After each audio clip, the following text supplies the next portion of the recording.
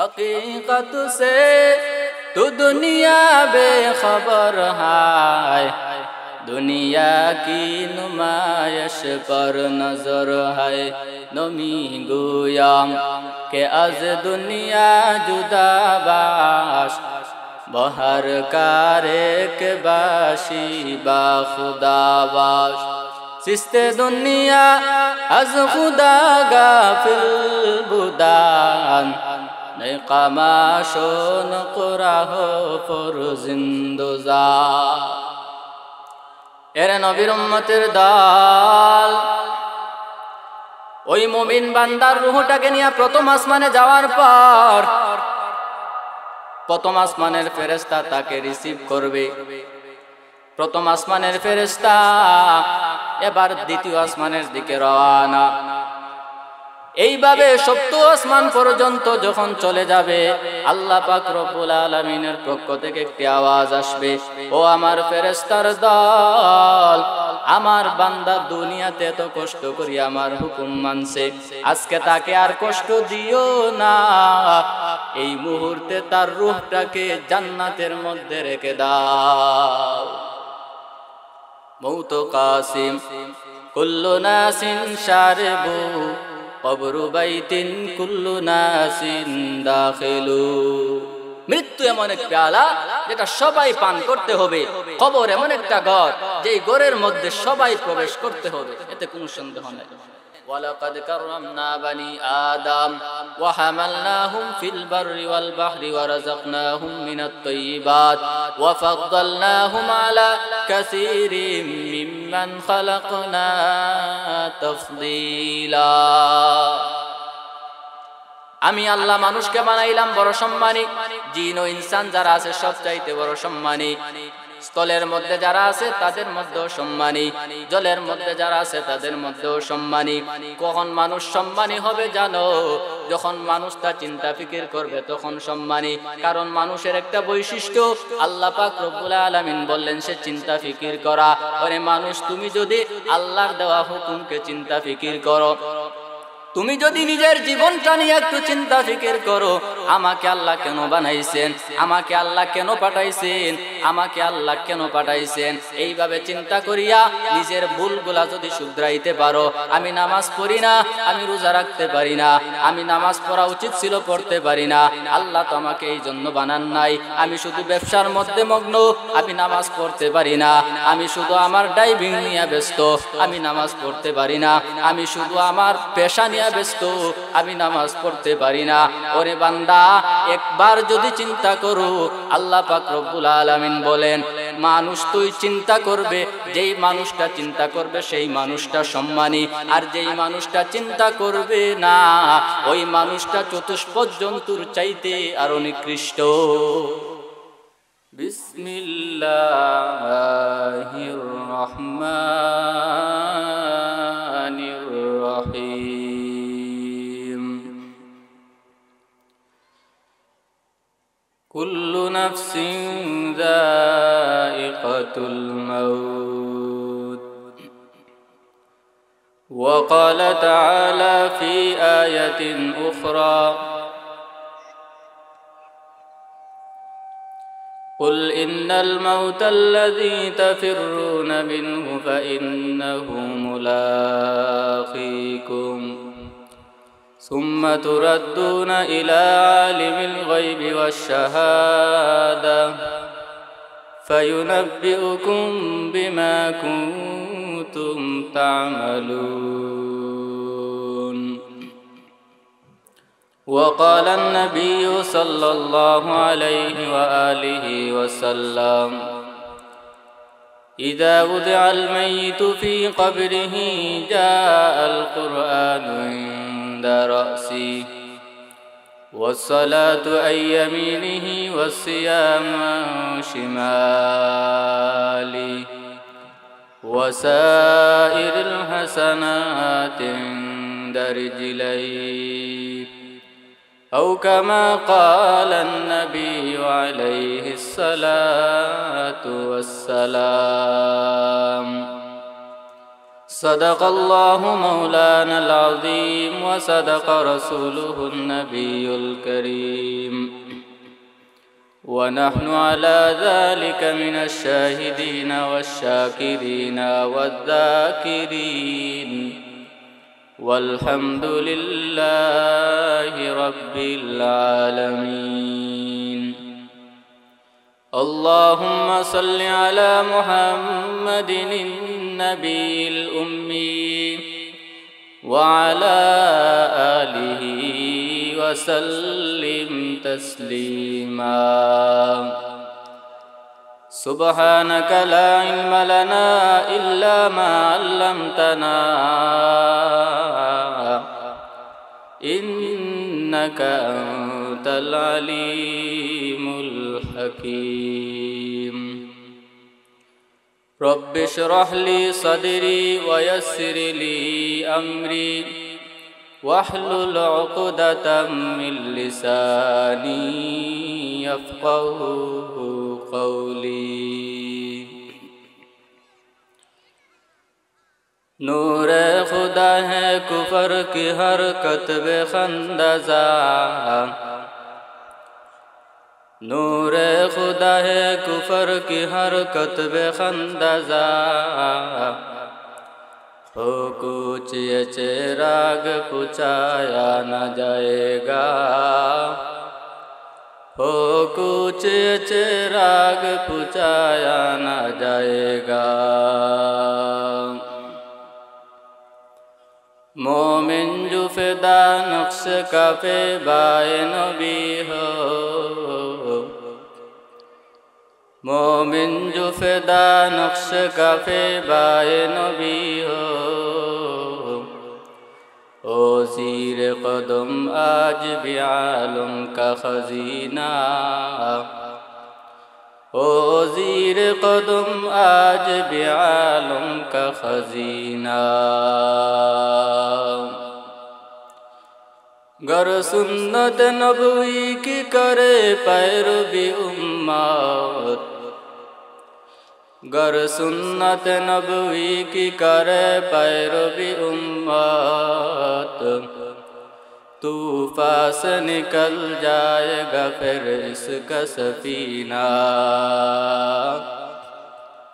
طوفان سے نکل جائے گا پھر اس کا سفینہ আলহামদুলিল্লাহ ডুংরিয়া নতুনপাড়া মসজিদ ও নুরানি মক্তব শান্তিগঞ্জ সুনামগঞ্জের উদ্যোগে আয়োজিত অধ্যকার প্রথম বার্ষিক ওয়াজ মাহফিলের মুহতারাম সম্মানিত সভাপতি মুআজ্জাজ মুকাররম জাতির মাতার মুকুট উলামায়ে কেরাম দয়াময় আল্লাহ রাব্বুল আলামিনের দরবারে শুকরিয়া যে মহান রব্বুল আলামিন আমাদেরকে এই ফিতনার জামানায় কোরআন সুন্নাহর আলোকে সহি তরিকায় আল্লাহ তাআলার পবিত্র কথা পবিত্র জবানের বাণীর আলোচনা শোনার বসার আসার তৌফিক দান করেছেন সেই জন্য সবাই দিল থেকে শুকরিয়া আদায় করি আলহামদুলিল্লাহ আমি আপনাদের শুকরিয়া আদায় করছি বিশেষ করে অত্র এলাকার মুরব্বিয়ানে কেরাম যারা অক্লান্ত পরিশ্রম করে বিশেষ করে আমার বন্ধুবর হযরত মাওলানা হাফেজ মিসবাউদ্দিন সাহেব দামাত বারাকাতুহুম অক্লান্ত পরিশ্রম করে একটি মাহফিলের আয়োজন করেছেন আল্লাহ তাআলা সবাইকে এই মাহফিল নাজাতের উসিলা হিসেবে কবুল করেন সকলে বলেন আমিন আমি আপনাদের সামনে পবিত্র কোরআন থেকে একখানা আয়াত পড়েছি বিশ্বনবী সাল্লাল্লাহু আলাইহি ওয়াসাল্লামের অসংখ্য অগণিত পবিত্র হাদিস মুবারক থেকে একখানা হাদিস পড়েছি দয়াময় আল্লাহ রাব্বুল আলামিন যেন উক্ত আয়াত এবং হাদিসের উপরে কিছু কথা ইখলাসের সহিত বলার এবং শোনার তৌফিক দান করেন সকলে বলেন আমিন ভাইরা আমার আমরা যেই দুনিয়াতে বসবাস করি এটা হলো ক্ষণস্থায়ী এই ক্ষণস্থায়ী জীবন পাড়ি দিয়া চিরস্থায়ী একটা জীবনের মধ্যে আমাদেরকে যেতে হবে যেই জীবনের কোনো শেষ নাই এই দুনিয়াতে আমরা আছি সর্বোচ্চ 100 বছর আমরা জীবন যাপন করতে পারবো চাই আমি পুরুষ হই অথবা নারী হই, চাই আমি শিশু হই বৃদ্ধ হই, আমি যুবক হই যুবতী হই, সবাইকে একদিন দুনিয়া ছেড়ে যেতে হবে। এই পৃথিবীতে যত মানুষ আছে, চাই সে ইহুদি হোক মুসলমান হোক, চাই সে নাসারা হোক বৌদ্ধ হোক, যারাই আছে সবাই প্রত্যেকটা বিষয়ে শুধু ইখতিলাফ। দুইটা জিনিসের মধ্যে কোন ইখতিলাফ নাই, মতানৈক্য নাই। পৃথিবীতে মানুষের মধ্যে সব জিনিসের মাঝে ভেজাল, কোন জিনিস নাই যে জিনিসের মধ্যে ভেজাল নাই, কোন জিনিস নাই যে জিনিসের মধ্যে আমাদের মত পার্থক্য নাই। সব জিনিসের মধ্যে ভেজাল আছে, সব জিনিসের মধ্যে মত পার্থক্য আছে, কিন্তু দুইটা জিনিসের মধ্যে কোনো মত পার্থক্য নাই, সব মানুষ একমত। এই দুইটা জিনিসের বিষয়ে পৃথিবীর সব মানুষ একমত যে এই দুইটা জিনিস এর মধ্যে কোনো সন্দেহ নাই। এই দুইটা জিনিসের মধ্যে এক নাম্বার হলো মৃত্যু। আপনারা তাকায় দেখেন গোটা দুনিয়ার মধ্যে আল্লাহকে নিয়ে পর্যন্ত মতানৈক্য আছে। মুসলমানের আল্লাহ বিশ্বাস করে, বেঈমানের আল্লাহ বিশ্বাস করে না। মরার পরে আযাব হবে কিনা এই ব্যাপারে মতানৈক্য আছে। আমরা বলি মরার পরে আযাব হবে, বেঈমানেরা বলে মরার পরে আযাব হবে না। আমরা বলি হাসর আছে, কিয়ামত আছে, ফুলসিরাত আছে, কিন্তু একগুলো মানুষ আছে তারা বলে যে না, হাসর বলতে কিছু নাই, ফুলসিরাত বলতে কিছু নাই, মিজান বলতে কিছু নাই।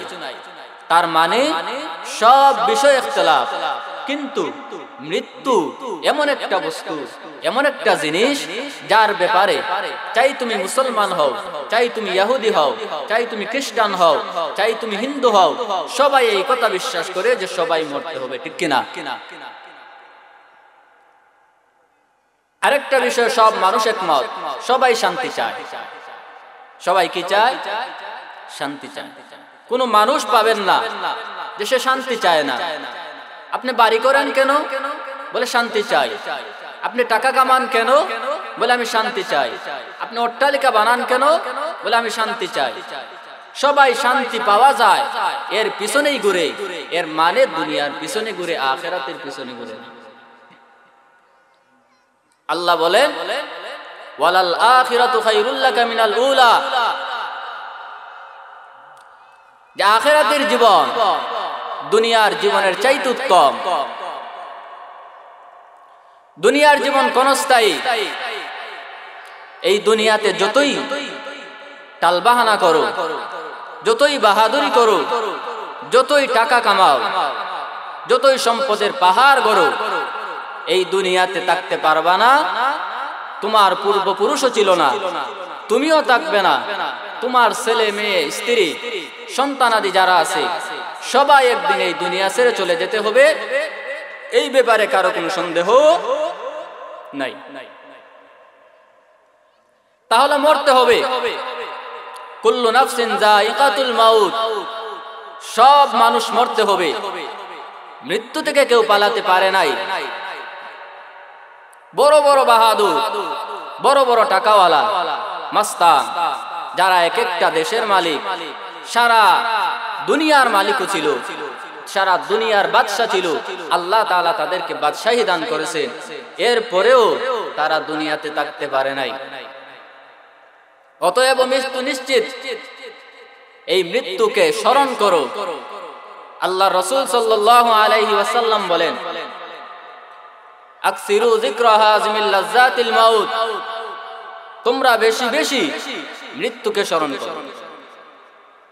কোন ব্যক্তি যদি মৃত্যুকে স্মরণ করে, আল্লাহর রাসূল বলেন সে মৃত্যুকে স্মরণ করার কারণে আল্লাহ পাক রব্বুল আলামিন তাকে ঈমানের অবস্থায় মৃত্যু দান করবেন। বলেন সুবহানাল্লাহ।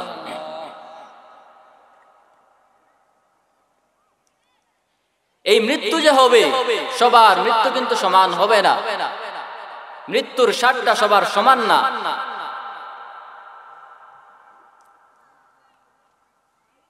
মৃত্যুর স্বাদটা কেমন হবে? আল্লাহ রাসূল সাল্লাল্লাহু আলাইহি ওয়াসাল্লাম হাদিসের মধ্যে বলেছেন যে মানুষ যেই ধরনের তার মৃত্যুটা হবে সেই ধরনের। একই জিনিসের স্বাদ মানুষ ভেদে ভিন্ন। মিষ্টি, সেটার স্বাদ হলো মিষ্টতা।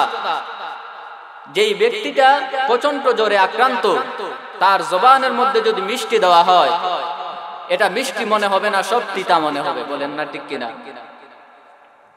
মৃত্যুটাও তেমন, তার স্বাদটাও ভিন্ন। তো মৃত্যুর স্বাদটা কেমন হবে একটু পরেই আমি আপনাদের সামনে আলোচনা করতেছি। তো মৃত্যুটা যে হবে, আল্লাহ পাক রব্বুল আলামিন বলেন, কুল্লু নাফসিন যায়িকাতুল মাউত, সব প্রাণ একদিন মৃত্যুবরণ করতে হবে। প্রাণ বলতে আল্লাহ পাক কি বুঝাইছেন শুধুমাত্র মানুষকে বুঝান এমনটা না। যাদের ভিতরে প্রাণ আছে তারাই মৃত্যুবরণ করবে। মানুষের ভিতরে প্রাণ আছে, একটা চতুষ্পদ জন্তুর ভিতরে প্রাণ আছে, ঠিক কিনা? মানুষের ভিতরে যেমন প্রাণ, গরুর ভিতরে তেমন প্রাণ, হাঁসের ভিতরে তেমন প্রাণ। এমন কোন জিনিস নাই যার ভিতরে প্রাণ নাই, যাদেরকে বলা হয় হায়ওয়ান। আল্লাহ পাক রব্বুল আলামিন বলেন, শুধুমাত্র মানুষ মৃত্যুবরণ করবে বিষয়টা এমন না। আল্লাহ পাক বলেন, কুল্লু নাফসিন যায়িকাতুল মাউত, সব প্রাণ একদিন মৃত্যুবরণ করতে হবে। এরে নবীর উম্মতের দল, আপনি আমি সবাই মারা যাব। তবে মরা যে হবে, কেমন মরা হবে একটু চিন্তা করা দরকার। আমার মৃত্যুটা কি সাহাবায়ে কেরামের মৃত্যুর মতো হবে, নাকি নমরুদ, হামান, কারুন, ফিরাউনের মতো হবে? কে সেই ছিল নমরুদ, কে সেই ছিল হামান, কে সেই ছিল ফিরাউন, কে সেই ছিল সাদ্দাদ? যেই সাদ্দাদ এত বড় সম্রাট, যেই সাদ্দাদ এত বড় টাকাওয়ালা, যেই সাদ্দাদকে আল্লাহ এত ক্ষমতা দান করেছেন, এই সাদ্দাদ টাকা পাইয়া, ক্ষমতা পাইয়া অহংকার ঢুকে গেল। সাদ্দাদ এবার টাকা পাইল, ক্ষমতা পাইল, তার ভিতরে অহংকার ঢুকে গেল। অহংকার ঢোকার পরে বলে, আমি আল্লাহকেও এবার জান্নাতে যেতে চাই না। আল্লাহ পাক রব্বুল আলামিন ডাক দিয়া বললেন, ও সাদ্দাদ, তোমাকেও বানাইছি আমি, তোমার ক্ষমতাও দিয়েছি আমি, ঠিক কিনা? আমি আল্লাহ তোমাকে নিয়ন্ত্রণ করব, আমি আল্লাহ তোমাকেই মৃত্যুবরণ করাইব। তুমি জানো না? তুমি মনে করো টাকা পাইয়া, তুমি মনে করো সম্পদ পাইয়া তুমি বড় হয়ে গেছো। আল্লাহ পাক রব্বুল আলামিন বলেন, আমি আল্লাহ মানুষ মরার পরে তাকে জান্নাত দান করব। সাদ্দাত বলে, আমি জান্নাতে যাব না, আমি আল্লাহর তৈরি জান্নাতে যেতে চাই না। কেন রে সাদ্দাত? বলে, জান্নাতে যেতে চাই না কারণ আমি তো জান্নাত বানাইলাম। কেমনে বানাইছো? বলে, আমার টাকা আছে, সম্পদ আছে, আল্লাহ যেমনে জান্নাত বানায় আমিও তেমন জান্নাত বানাইলাম। সাদ্দাত টাকার কোনো অভাব নাই, সম্পদের অভাব নাই। ওই সাদ্দাত আল্লাহর তৈরি জান্নাতকে সামনে নিয়া নিজেও টাকা দিয়া জান্নাত বানাইলো। আল্লাহ পাক জান্নাতের ভিতরে হুর ও গিলমান রাখবেন। সাদ্দাত চিন্তা করলো, আল্লাহ যেহেতু জান্নাতের ভিতরে হুর ও গিলমান রাখবেন, আমার জান্নাতের ভিতরে হুর ও গিলমান থাকবে, কারণ আমি আল্লাহর তৈরি জান্নাতে যাব না, আমি নিজেই বানায়া আমি আমার জান্নাতের ভিতরে প্রবেশ করব। এবার সাদ্দাত নিজে টাকা দিয়া জান্নাত বানায়া এই জান্নাতের ভিতরে দেশের সবচাইতে বেশা বেশা সুন্দরীদেরকে স্থাপন করে দিল। এবার যখন সম্পূর্ণ কাজ শেষ হয়ে গেল, এবার ডাক দিয়া বলে, সাদ্দাত আমাকে জান্নাতের ভিতরে ঢুকায় দাও। এবার গুড়া নিয়া জান্নাতের ভিতরে রওনা হয়ে গেল। যখন গুড়া দিয়া জান্নাতের ভিতরে যাইবে, রাস্তার মধ্যে পিছন থেকে বৃদ্ধ বান্দা ডাক দিয়া বললে, সাদ্দাত। সাদ্দাত ডাক দিয়া বললে, কি ব্যাপার, কেন ডাকছো বলো? সাদ্দাতকে ডাক দিয়া বলে, ও সাদ্দাত কই যাও? বলে জান্নাতে যাই। বলে আমার সাথে একটু কথা শুনিয়া যাও।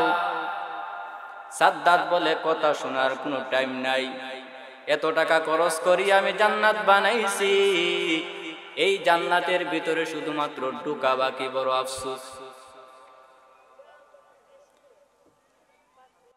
এই কথা যখন বলল, বৃদ্ধ বান্দাটা পিছন থেকে ডাক দেয়া বললে, সাদ্দাত দাঁড়াও। সাদ্দাত বলে, কথা বলার কোনো টাইম নাই। এবার সাদ্দাত ঘোড়া নিয়া জান্নাতের দিকে রওনা। যেই মাত্র জান্নাতের সামনে গেল, জান্নাতের সামনে যাওয়ার পরে গেটের মধ্যে পাড়া দিবে, পিছন থেকে বৃদ্ধ বান্দাটা সাথে সাথে উপস্থিত হয়ে গেল। ডাক দিয়া বলে, ও সাদ্দাত জানোনি আমি কে, আমার পরিচয় কি? সাদ্দাত ডাক দিয়া বললেন, না না, আমি তো তোমাকে জীবনে দেখি নাই, কোনোদিন শুনিও নাই, তোমার চেহারাও দেখি নাই, তোমার সাথে আমার কোনোদিন কথাও হয় নাই, এমন মুহূর্তে তুমি কেন আমাকে ডিস্টার্ব করো? জান্নাতে মাত্র প্রবেশ করব। এবার বৃদ্ধ বান্দাটা তার পরিচয় তুলে ধরে।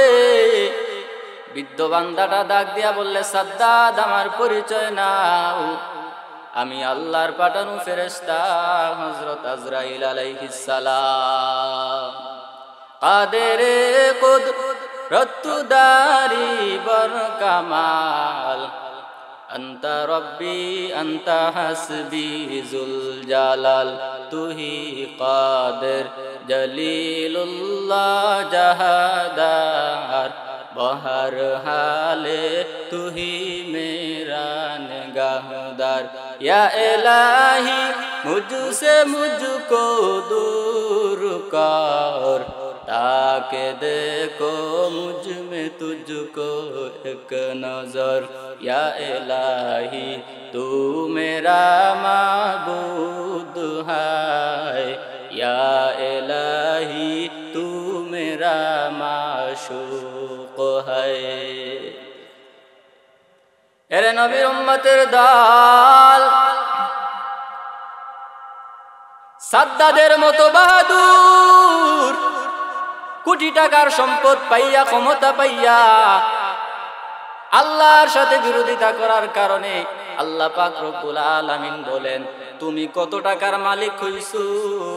সাদ্দাদের মতো টাকাওয়ালা হইতে পারো নাই, নমরুদের মতো টাকাওয়ালা হইতে পারো নাই, ফিরাউনের মতো ক্ষমতার অধিকারী হইতে পারো নাই। গোটা দুনিয়ার সব মানুষকে যদি মিলাইয়াও দাও, সব সাদ্দাদের মতো হবে না।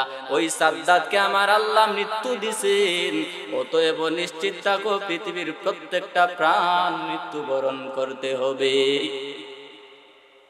এরে নবীর উম্মতের দল, এই মৃত্যু এমন একটা জিনিস, যেই জিনিসটা নিশ্চিত, বড় নিশ্চিত। এই মৃত্যুটা বড় ভয়ঙ্কর। কাদের জন্য ভয়ঙ্কর হবে? বলে যাদের পাপ করছে, যারা গুনাহ করছে, আল্লাহর হুকুম মানে নাই, যারা আল্লাহর সাথে বিরোধিতা করছে, তাদের মৃত্যুটা হবে বড় ভয়ঙ্কর। আল্লাহ পাক রব্বুল আলামিন বলেন, কুল্লু নাফসিন যায়িকাতুল মাউত, প্রত্যেকটা প্রাণ একদিন মৃত্যুবরণ করতে হবে। এর নবীর উম্মতের দল, প্রত্যেকটা প্রাণ একদিন মৃত্যুর স্বাদ গ্রহণ করতে হবে। এই মৃত্যুর স্বাদটা কেমন হবে? আল্লাহর রাসূল সাল্লাল্লাহু আলাইহি ওয়াসাল্লাম হাদিসের মধ্যে উল্লেখ করেন, যে হাদিসটা মুসনাদ আহমদের মধ্যেও আছে। মুসনাদ আহমদ শরীফের মধ্যে যে হাদিসটা বর্ণনা করা হয়েছে, এই হাদিসের মধ্যে আল্লাহর রাসূল সাল্লাল্লাহু আলাইহি ওয়াসাল্লাম বলেন, হযরত বারা ইবনে আযিব রাদিয়াল্লাহু তাআলা আনহু তিনি আল্লাহর রাসূল থেকে হাদিসটা বর্ণনা করে, এই হাদিসটা বর্ণনা করিয়া মানুষকে জানায়া দেয়, রে গোটা দুনিয়ার উম্মত শুনিয়া নাও, আল্লাহ পাক রব্বুল আলামিন তোমার মৃত্যুর স্বাদটা কেমন করে বুঝাইবেন। বলে মৃত্যুর স্বাদটা এক একজন মানুষের জন্য এক এক রকমের হবে।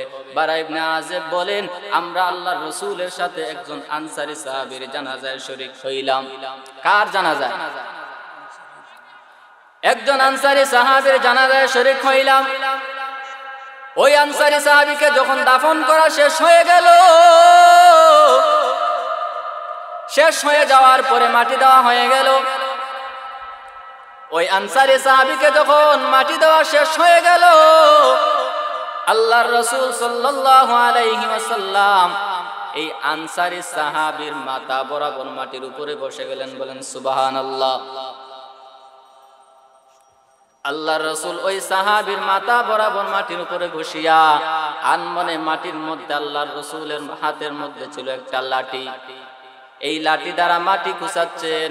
হঠাৎ করে আল্লাহর রাসূল সাল্লাল্লাহু আলাইহি ওয়াসাল্লাম মাথা উঠাইলেন। মাথা উঠানোর পরে ডাক দিয়া বললেন, ও আমার সাহাবায়ে কেরাম, ইস্তাইযু বিল্লাহি মিন আযাবিল কবর, তোমরা আল্লাহর কাছে কবরের আযাব, জাহান্নামের আযাব থেকে ক্ষমা করো। তোমরা আল্লাহর কাছে কবরের আযাব, জাহান্নামের আযাব থেকে ক্ষমা চাও। সাহাবী বারা ইবনে আযিব রাদিয়াল্লাহু তাআলা আনহু ডাক দিয়া বললেন, এই কথাটা আল্লাহর রাসূল 2 বার অথবা 3 বার বলেছেন।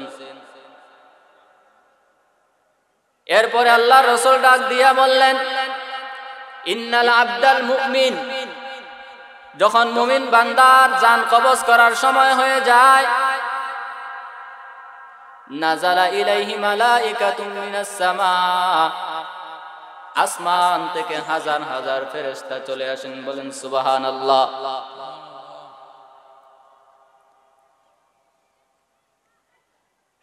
ওয়া কানা ফি ইয়াদিহি উদুন, আল্লাহ রাসূল সাল্লাল্লাহু আলাইহি ওয়াসাল্লাম বলেন, যখন মুমিন বান্দার রূহটা কবজ করার সময় আসমান থেকে হাজার হাজার ফেরেশতা চলে আসে। মাহুম কাফানুম মিন আকফানিল জান্নাহ, তাদের সাথে জান্নাতের কাফন সমূহের মধ্য থেকে কিছু কাফন নিয়ে আসেন। ওয়া হানুতুম মিন হানুতিল জান্নাহ,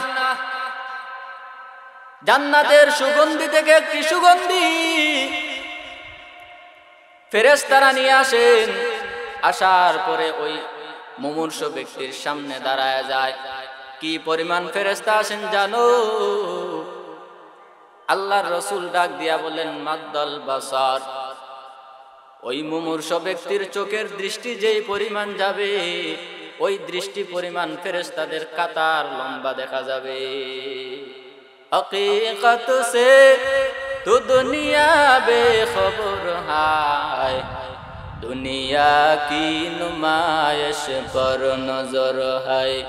नमी गोयाम के अज दुनिया जुदा बाश, बहर कारे के बाशी बा खुदावाश।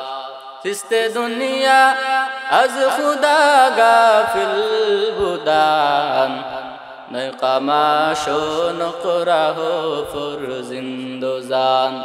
अब दर कश्ती हलाके कश्तियास, अब अंदर जीर कश्ती पुश्तियास। एरे नबी उम्मतेर दाल,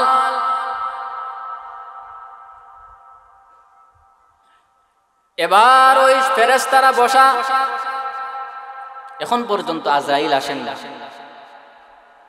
কিছুক্ষণ পরে মালাকুল মাউত আজরাইল আলাইহিস সালাম আসলেন। আসার পরে তাকে জান্নাতের একটা চিত্র তুলে ধরলেন, জাহান্নামের একটা চিত্র তুলে ধরলেন। যখন জাহান্নামের চিত্র দেখবে, দেখার সাথে সাথে সে ভীত সন্ত্রস্ত হয়ে যাবে, তার মন চাইবে না সে জাহান্নামে যাবে। সাথে সাথে পর্দাটা বন্ধ করে দেওয়া হবে, আবার জান্নাতের পর্দা খুলে দেওয়া হবে। খুলে দেওয়ার পরে সে জান্নাতের ভিতরে দেখতে পারবে যে জান্নাতের ভিতরে আল্লাহ তাআলা কি পরিমাণ মুমিনদের জন্য নিয়ামত রেখেছেন। জান্নাতের নিয়ামতগুলো সে দেখতে পাবে। এই জান্নাতের নিয়ামতগুলা দেখার পরে তার মন চাইবে যে এই মুহূর্তে সে যেন জান্নাতের ভিতরে প্রবেশ করে। বলেন সুবহানাল্লাহ। আর একটু আওয়াজ করে বলেন সুবহানাল্লাহ। সে পাগল হয়ে যাবে, সে যেন জান্নাতের ভিতরে প্রবেশ করে। এরপরে ফেরেশতা ডাক দিয়া বলবে যে প্রথমে যে তোমাকে চিত্রটা দেখানো হলো, তুমি যদি নেক আমল না করতা, দুনিয়াতে যদি আল্লাহর হুকুম না মানতা, নামাজ না পড়তা, তাহলে আল্লাহ তাআলা তোমার ঠিকানা আগের জায়গায় রাখতেন। যেহেতু তুমি নামাজ পড়ছো, আল্লাহর হুকুম মানছো, দুনিয়াতে পর্দা করছো, হালাল খেয়েছো, মিথ্যা কথা বলো নাই, আল্লাহর হুকুম মানার কারণে আল্লাহ তাআলা তোমার ঠিকানা জান্নাত রেখেছেন। বলেন সুবহানাল্লাহ।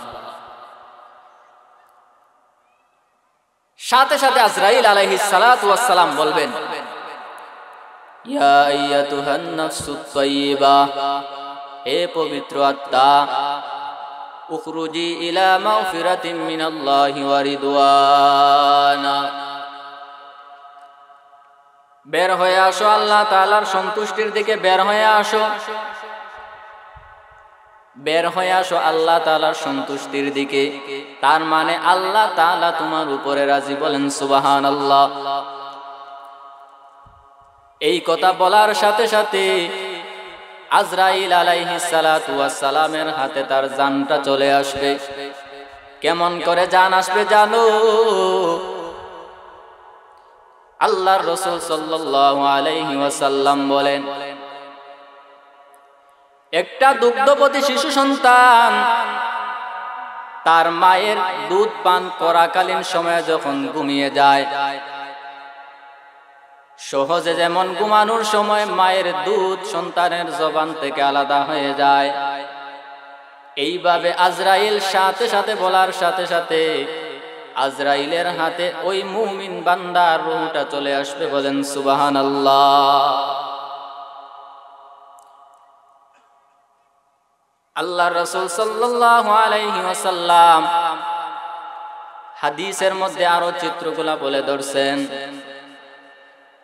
আরো সহজের মধ্যে আল্লাহর রাসূল সাল্লাল্লাহু আলাইহি ওয়াসাল্লাম বলেছেন, একটা সুরাকের সামনে যখন একটা পানির ফোঁটা থাকে, পানির ফোঁটাটা পড়তে যেমন কষ্ট হয় না, ওই মুমিন বান্দার জান আজরাইলের আসে আসতেও কেমন কোনো কষ্ট হয় না।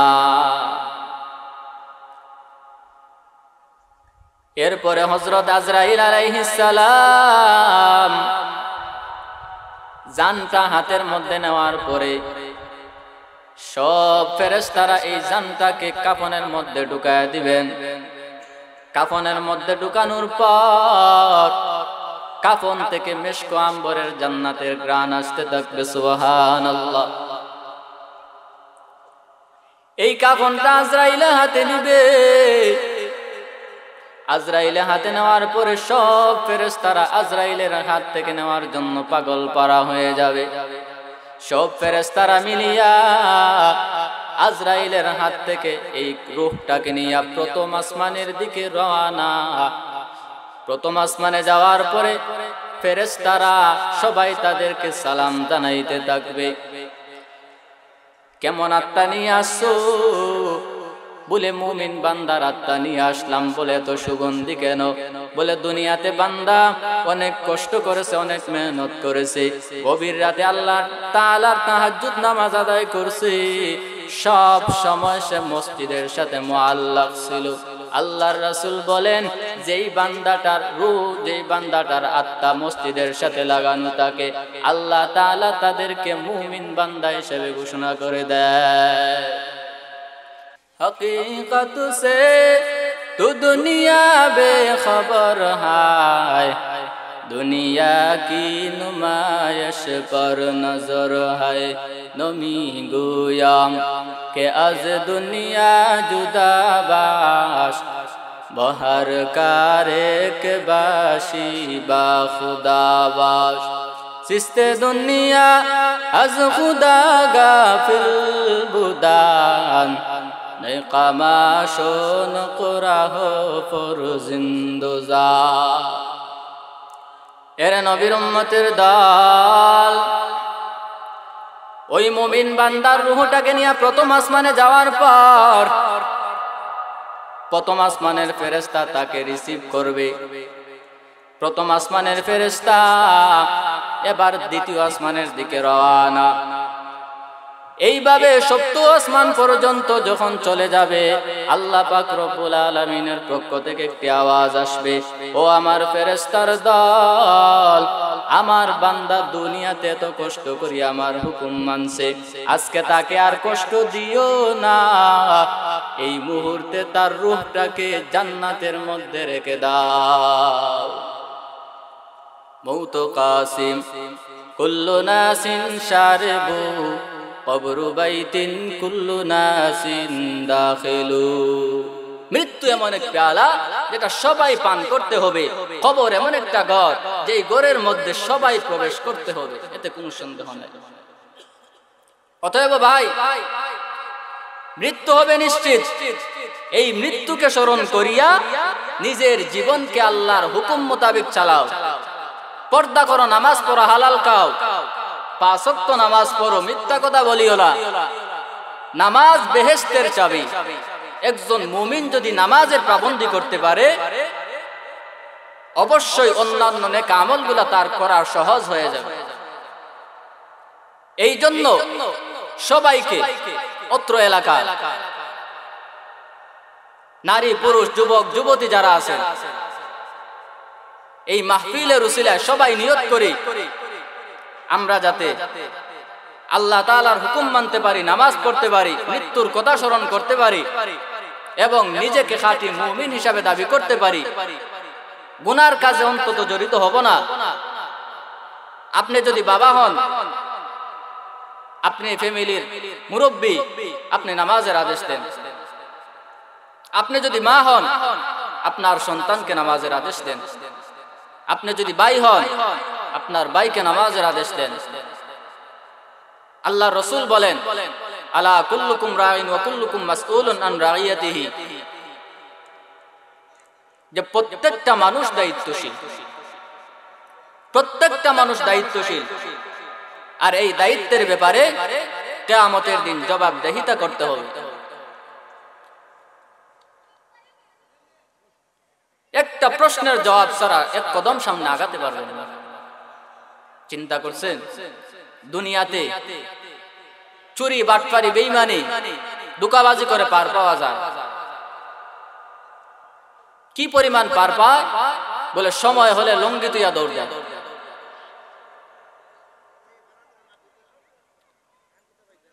দুনিয়াতে সবকিছুর সুযোগ আছে,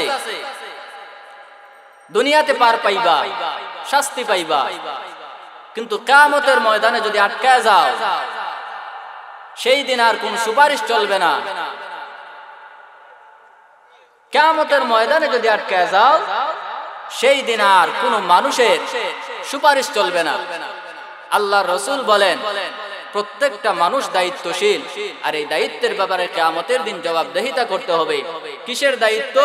সাহাবী ডাক দিয়া বললেন, ইয়া রাসূলুল্লাহ, আমার তো ফ্যামিলি নাই, আমার তো ছেলে নাই, মেয়ে নাই, স্ত্রী নাই, কেউ নাই, আমার কিসের দায়িত্ব? আল্লাহর রাসূল বলেন, ওয়ালি জাসাদিকা আলাইকা হাক্কা ওয়ালি নাফসিকা আলাইকা হাক্কা ওয়ালি আহলিকা আলাইকা হাক্কা। তোমার ছেলে নাই, মেয়ে নাই, স্ত্রী নাই, কেউ নাই, তবে তোমার হাতের দায়িত্ব তোমার উপর, তোমার পায়ের দায়িত্ব তোমার উপর, তোমার চোখের দায়িত্ব তোমার উপর, তোমার বডির দায়িত্ব তোমার উপর। তার মানে তুমি নিজেকে কতটুকু হেফাজত করতে পেরেছো, এটার দায়িত্ব তোমার উপর। বলেন সুবহানাল্লাহ। আমার হাত দ্বারা অন্যায় করতে পারবো না, এটার দায়িত্ব আমার। আমার চোখ দ্বারা আমি গুনাহ করবো না, এটার দায়িত্ব আমার। আমার পা দ্বারা আমি গুনাহ করবো না, এটার দায়িত্ব আমার। আল্লাহর রাসূল অন্য হাদিসের মধ্যে বলেন, ইযা উযিআল মাইয়িতু ফি কবরিহি জাআল কুরআনু ইনদা রাসি ওয়াস সালাতু আন ইয়ামিনিহি ওয়াস সিয়ামু আন শিমালি ওয়া সাইরিল হাসানাতি ইনদা রিজলাই। যখন মৃত বান্দাকে কবরে রাখা হয়, কবরে রাখার পরে সে যদি মুমিন হয়, সে যদি দুনিয়াতে কোরআন তেলাওয়াত করে থাকে, তাহলে কোরআন তার মাথার সামনে দাঁড়ায় যায়। বলেন সুবহানাল্লাহ। আর একটু আওয়াজ করে বলেন না সুবহানাল্লাহ। দুনিয়াতে যদি আপনি কোরআন তেলাওয়াত করেন, মরার পরে কোরআন আপনার মাথার সামনে দাঁড়ায় যায়। যখন দুইজন ফেরেশতা আসবে আপনাকে সওয়াল করার জন্য, মার রাব্বুকা ওয়া মা দীনুক ওয়া মান হাযার রাজুলুল্লাযী বুইসা ফীকুম, তোমার রবকে, তোমার দিনকে এবং এই ব্যক্তিকে, আল্লাহর রাসূলকে দেখানো হবে।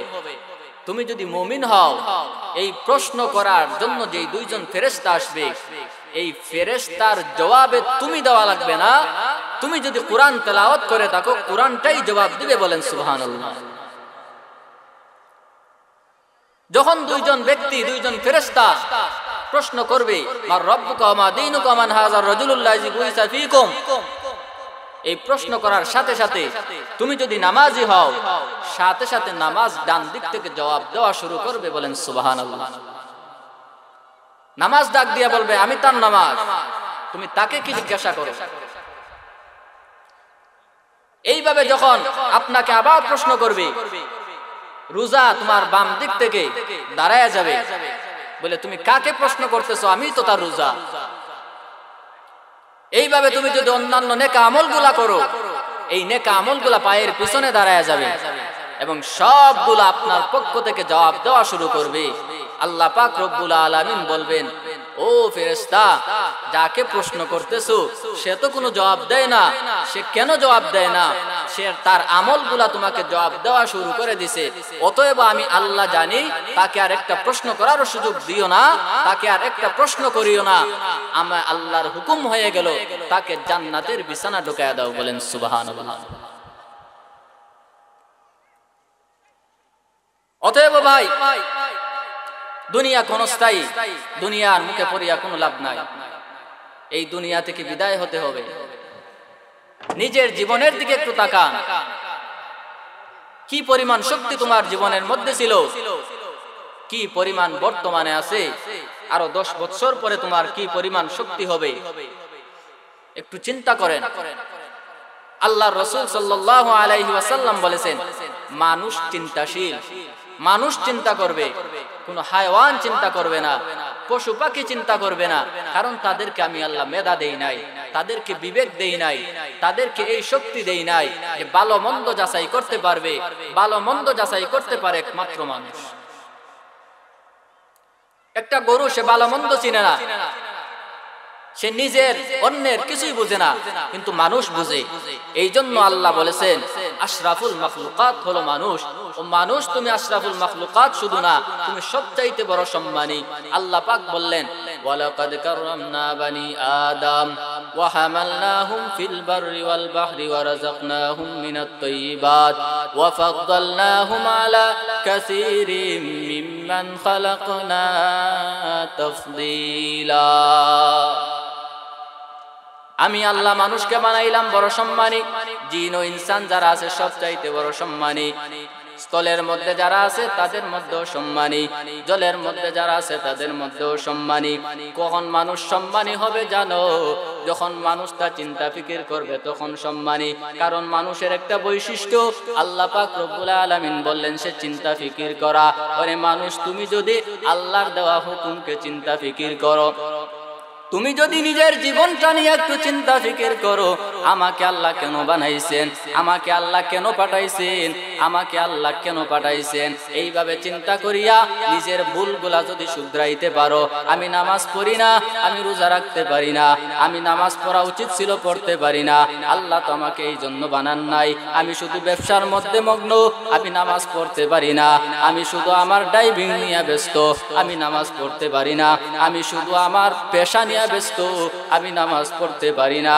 ওরে বান্দা, একবার যদি চিন্তা করো, আল্লাহ পাক রব্বুল আলামিন বলেন, মানুষ তুই চিন্তা করবে, যেই মানুষটা চিন্তা করবে সেই মানুষটা সম্মানী, আর যেই মানুষটা চিন্তা করবে না ওই মানুষটা চতুষ্পদ জন্তুর চাইতে আরো নিকৃষ্ট।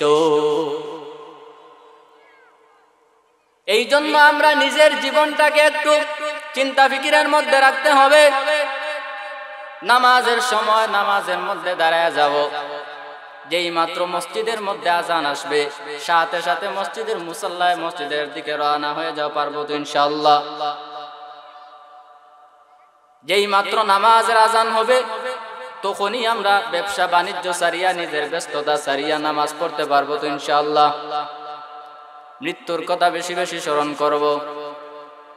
আল্লাহ পাক রব্বুল আলামিন আমাদেরকে এই মাহফিলকে জান্নাতের উসিলা হিসেবে কবুল করেন, সকলে বলেন আমিন। যেহেতু মাদ্রাসা মসজিদ এটা আল্লাহ, সব থেকে আল্লাহর কথাগুলো আসে। মাদ্রাসা না হলে মসজিদ চলবে না, কারণ মাদ্রাসা থেকে আলিম আসে, আর আলিম যদি না হয় মসজিদ চলবে না। ইমামতি করবে কে? এই জন্য এইগুলা আল্লাহর রাস্তা। আল্লাহর রাসূল বলেন, আল্লাহর রাস্তায় যদি আমাকে দান করো, আল্লাহকে যদি দান করো, আল্লাহ আপনাদেরকে দান করবেন। আল্লাহ আপনাদেরকে দান করবেন, দেওয়ার মালিক একমাত্র আল্লাহ। এই জন্য মসজিদে সবাই দিল থেকে একটু দান করবেন। সাহাবায়ে কেরাম কিছুই ছিল না, আল্লাহ রাসূল সাল্লাল্লাহু আলাইহি ওয়াসাল্লাম যখন যুদ্ধের ময়দানে যাবেন তখন সাহাবায়ে কেরামের কাছ থেকে কিছু চাঁদা কালেকশন করতেছেন যুদ্ধের ময়দানে ব্যয় করার জন্য। তখন এক একজন সাহাবী তার বাড়ি থেকে নিয়ে আসতেছেন। হযরত আবু বকর নিয়ে আসলেন, ওমর নিয়ে আসলেন, উসমান নিয়ে আসলেন, সবাই নিয়ে আসলেন। আবু বকর যখন নিয়ে আসলেন, আসার পর আল্লাহর রাসূলের সামনে রেখে দিলেন। রেখে দেওয়ার পরে আল্লাহর রাসূল বললেন, আবু বকর কি নিয়ে আসছো? বলে, আমি আমার ঘর থেকে যা পাইছি তা নিয়ে আসছি। বলে, বাড়িতে কি রেখে আসছো? বলে, আল্লাহ এবং আল্লাহর রাসূলকে রেখে আসছি। বলেন না সুবহানাল্লাহ। এই জন্য আমাদের বাড়িতে অনেক কিছু আছে, আমরা অনেক পেরেশানির মধ্যে আছি, অনেক অভাবের মধ্যে আছি। আমরা আল্লাহর ঘর মসজিদে খালেস নিয়তে দান করে আল্লাহ পাক আমাদের অভাব দূর করে দিবেন ইনশাআল্লাহ।